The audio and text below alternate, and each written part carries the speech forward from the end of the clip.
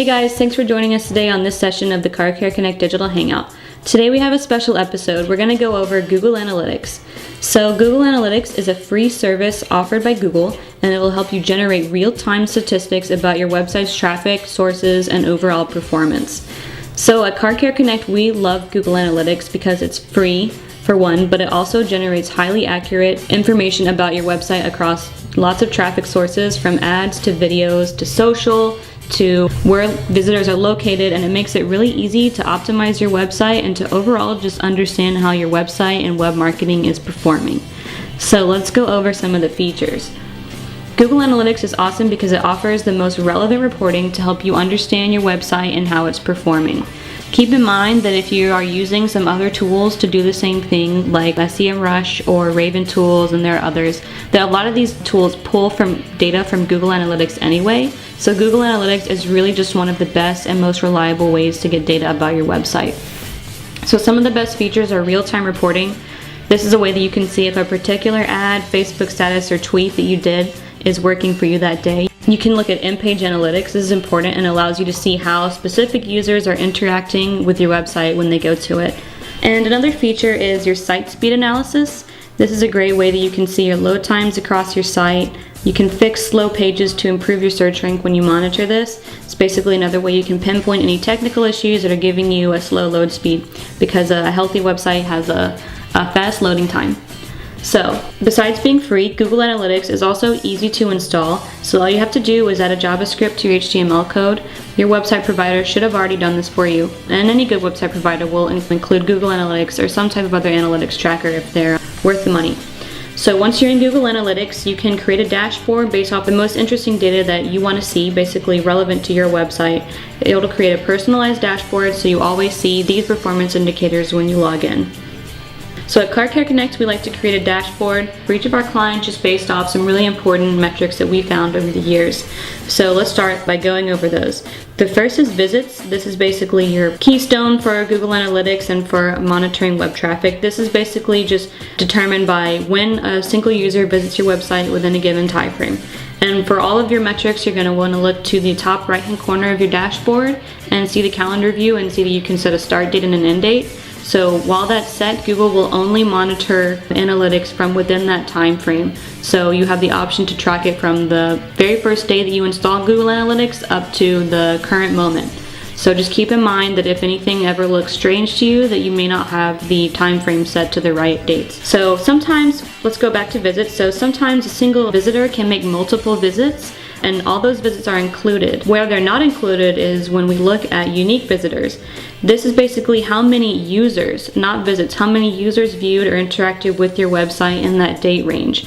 So if a single user went to your website multiple times, it's just counting the user and not the visit. This is important just to see how many just separate people across the web that you're connecting with through your website.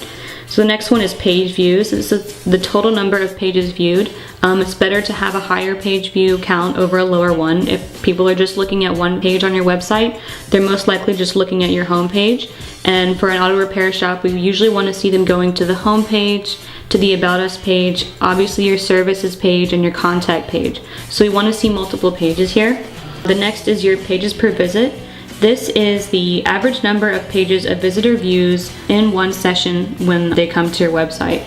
So we want to look at total page views and see that it's a higher number across all visits to your website, but the pages per visit is really just telling us what's the typical behavior for one visitor to your website. So keep that in mind. Then we're going to look at the average visit duration. So we're looking at page views, but also how long they're spending on each page. So the average visit duration is the total time that they're on your website in one visit. So we don't want to just see them coming on and looking at your website for only 10 seconds, because people can't get a lot of information for that. We want to see that they're on for maybe a minute or more, browsing, reading about you, just getting the essential information that they know, and usually more than a minute is what we need to get that data. It's not uncommon for it to be less than that for some users, especially if they just want to check up on something real quick, but again, that's not the average. So we're also going to look at bounce rate, and this is basically a single interaction that a user has with your website followed by an immediate exit. A typical bounce is usually someone going to your website and then getting off in about 3 seconds. So there are a lot of reasons for this. Some can be that they click on a link to a page and then they ended up on your website when they meant to go to another one, so they'll navigate off immediately. Or they could click the back button to leave the website for any particular reason. Maybe they just wanted to check up on something, they wanted to see a phone number, they double check your phone number and then they go back. Or maybe they intentionally or accidentally close a tab or window of the website. These are all just reasons that can account for your bounce rate. Also, just keep in mind as a website owner that bounce rates are unavoidable and that every website in the world has a bounce rate which might seem pretty high, especially for businesses. A bounce rate of about 50% is definitely an average across the industry. So if we see anything that's a lot higher than 50%, then we might start to investigate things a little bit, but it's definitely normal to have a bounce rate of within that range. So let's move on to our percent of new visits. So this means that in your total visits, we want to track how many of those people your website has never seen before. So these are people for you as a business owner who are potential new customers. And then especially if you're a local business like many auto shops are, you can track the visits by city. So this is basically where your visitors are coming from by specific location when they're actually visiting your website. So if you're in a major metropolitan area, you want to make sure that you're actually getting most of your visitors from that metropolitan area. If you're in the suburbs and you're maybe targeting a group of suburbs, you want to make sure that your traffic is coming from the places you intend to target. And let's say you're trying to create a new ad campaign to another local area, you just want to make sure that you can track to make sure it's effective. You can also look at our visits by traffic type.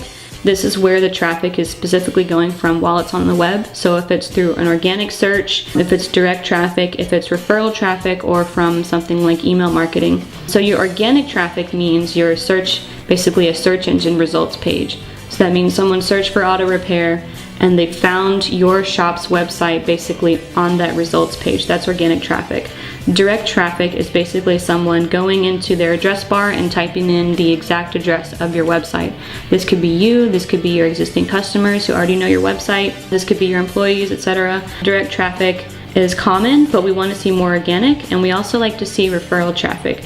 Referral is basically a link to your website on another website. So this is basically a good element of good SEO for a business website, and it is also important for backlinking and just healthy traffic. So we want to make sure that if you're an auto repair shop using web marketing, that you have the link to your website posted on other pages like your Yelp listing. If you have a Facebook for Business page, it should be on there. It should be on your Google Plus page, and then any business directories or local directories that you're listing your shop's information on, just make sure that you're listing your website there as well. And then we also look at page views and unique page views. These are basically the most viewed pages on your website. So obviously the home page is going to be one, and usually your services and contact pages. So just keep that in mind, that these are the most popular pages for visitors. So make sure that you're always keeping the information up to date, making sure it looks great, making sure it's loading fast, and making sure it's optimized for SEO. And that's about it. So thanks for staying tuned with us today on Digital Hangout. We hope you've enjoyed this explanation of Google Analytics. For more great web and marketing tips, you can visit www.carcareconnect.com or call 1-800-591-8675 to talk to one of our marketing specialists about our advanced web marketing features. You can also check out our own blog at www.carcareconnect.com/blog. See you guys next time.